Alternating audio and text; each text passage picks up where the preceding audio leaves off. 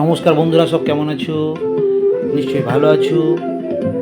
তো সেই সঙ্গে সঙ্গে দেখো, যেসব ভাইয়েরা বলেছিলে যে দাদা একটা কম্পোজিশনের ভিডিও নিয়ে একটু ছাড়ো, তাহলে তাদের জন্যে এই ভিডিওটা পোস্ট করলাম। সেদিনকে ছবিটা পোস্ট করেছি, আজকের ভিডিওটা পোস্ট করছি।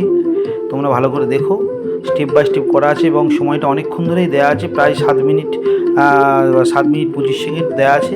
তো তোমরা দেখলে অনেকটাই ক্লিয়ার হয়ে যাবে। আর স্টেপ বাই স্টেপ দেওয়া আছে, ভিডিওটা অনেক আস্তে আছে দেখো। আর দেখলে অনেক শিখতে পেরে যাবে। আর শিখে যদি একটু ভালো লাগে তো সবার সামনে ছড়িয়ে দিও, তাহলে আমার একটু ভালো লাগবে। আর নচেত তোমরা শুধু দেখবে, দেখে চুপচাপ থাকবে। আর আমি যদি সবাইকে সাহায্য করতে পারি এভাবে, তোমরা কেন পারবে না একটু শেয়ার করে? তো যাই হোক, সেই হিসেবে অনুরোধ রইল, যদি ভালো লাগে তাহলে একটু শেয়ার করে দিও। আর প্রত্যেকে ছবিটা দেখো। চলো ছবিটার দিকে দেখা যাক। দেখো, ড্রয়িংটা আগে ভালো করে নিতে হবে। ড্রয়িংটা করে নেওয়ার পরে আস্তে আস্তে চারদিকের পরিবেশটাকে ফার্স্ট তোমাকে কন্ট্রোলে নিয়ে আসতে হবে। আর চারদিকের পরিবেশটা বলতে আকাশ, গাছ, এদের ফাস্টনগুলোকে মেরে নিলাম। রাস্তা, মহিলাটা যেখানে বসে আছে তার তলার টোনটা দিয়ে নিলাম। দিয়ে নিয়ে আস্তে আস্তে, মানে অ্যাকচুয়ালি ফাস্টনগুলো মেরে নিলাম। তো ফাস্টনগুলো মেরে নেওয়ার পরে আমি আস্তে আস্তে এবারে ওই মানুষটার দিকে যাব। তো তার আগে একটু বলি, নো প্রবলেম, প্রত্যেকে যে কোনো পেজে করবে। আমি আমার ছেলের খাতাতে করেছি। আর নর্মাল কালারে কোনো সমস্যা হবে না। ক্যামেরা আর্টিস্ট, ওয়াটার কালার আর নর্মাল পেজ। সেই সঙ্গে সঙ্গে দেখো, আমি মুখের যে স্কিন টোনটা হয় ওটাকে বানিয়ে নিয়েছিলাম। নিয়ে তারপরে সেকেন্ড টোনটা চালিয়ে আমি একটা জায়গা করে নিলাম।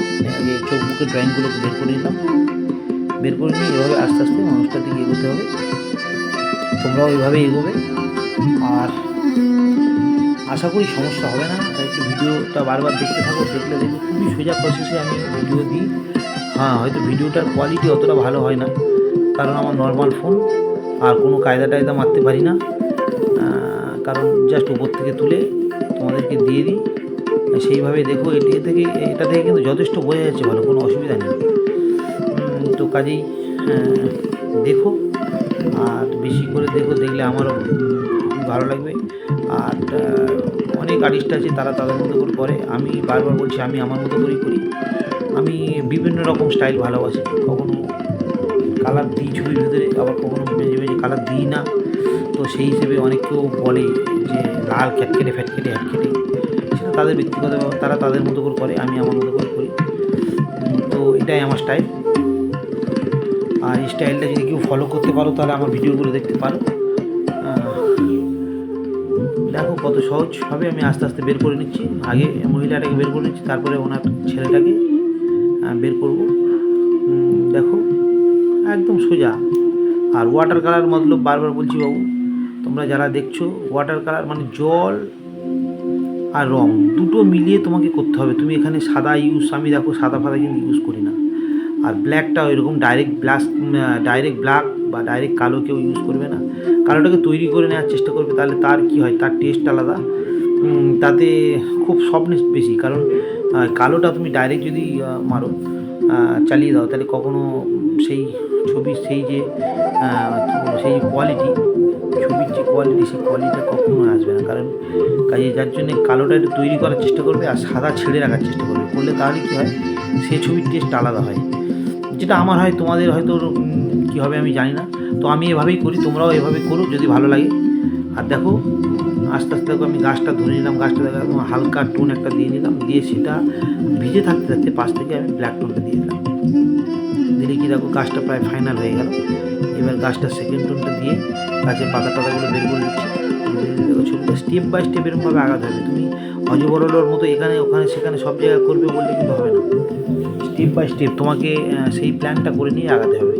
তা সেইভাবে তুমি যদি আগাও, তাহলে কী হয়, তোমার ছবিটা দেখবে নর্মালভাবে একটা জায়গায় চলে যাবে।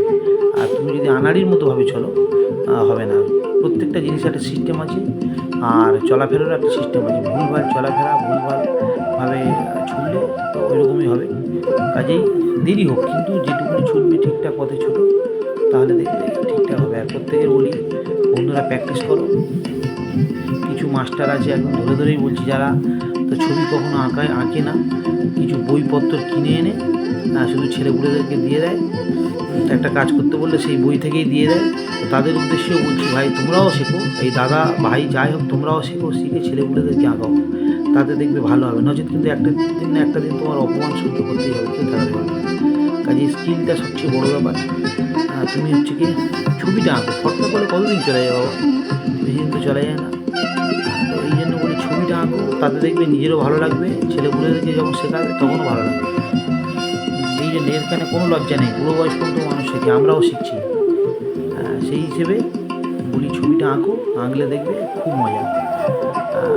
আরে দেখো সেই যাই হোক, অনেক হয়তো ভুলভাল বলে ফেলছি, আর বলতে বলতেই দেখো অনেকটা দূরে গিয়ে চলে গেছি।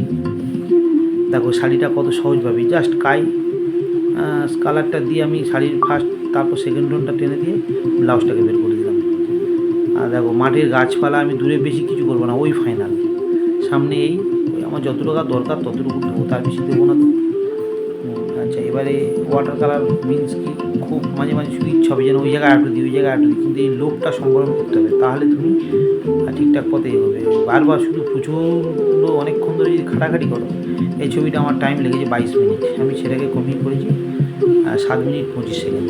তো দেখো এই টাইমটা আমার যে লাগবে, আমি এই টাইমটার ভিতরে যদি সারাক্ষণ যদি ভোজো কাজ করে যাই, এক জায়গায় যদি 10 বার ঘুষে যায়, তাহলে কিন্তু ছবিটা অনেকক্ষণ সময় লাগবে, তাদের খারাপ হয় বরঞ্চ। কাজেই ছবি ফালতু জিনিস নিয়ে বেশিক্ষণ করার দরকার নেই, যেটুকুনি প্রয়োজন সেটুকুনি খাটো। ওয়াটার কালার এটা এই অ্যাক্রিলিক নয়, যে হচ্ছে কি অয়েল নয়। ওয়াটার কালার তুমি যতটা কম পরিশ্রমে, যতটা কম টোন দিয়ে ছবি বের করতে পারবে, সেটাই বেশি মজা আর সেটাই বেশি ক্ষমতা। তা সেই হিসেবে বলি প্রত্যেকে খেয়াল রাখো, আর খুব ছবি আঁকো। আর অনুশীলনেই সাফল্যের মূল চাবিকাঠি। প্র্যাকটিসটা তোমাকে করতে হবে, প্র্যাকটিস না করলে কারোর বাবার ক্ষমতা নেই তোমার স্কিলটাকে সামনের দিকে নিয়ে যাওয়া। প্র্যাকটিসটাই মেন, ঠিক আছে? আর সেই সঙ্গে বলি সবাই খুব সুস্থ থেকো, ভালো থেকো। আমার ছবি যদি ভালো লাগে তো শেয়ার করো, কমেন্ট করো, সমস্যা থাকলে বলো, আমি চেষ্টা করবো প্রত্যেকের বলার।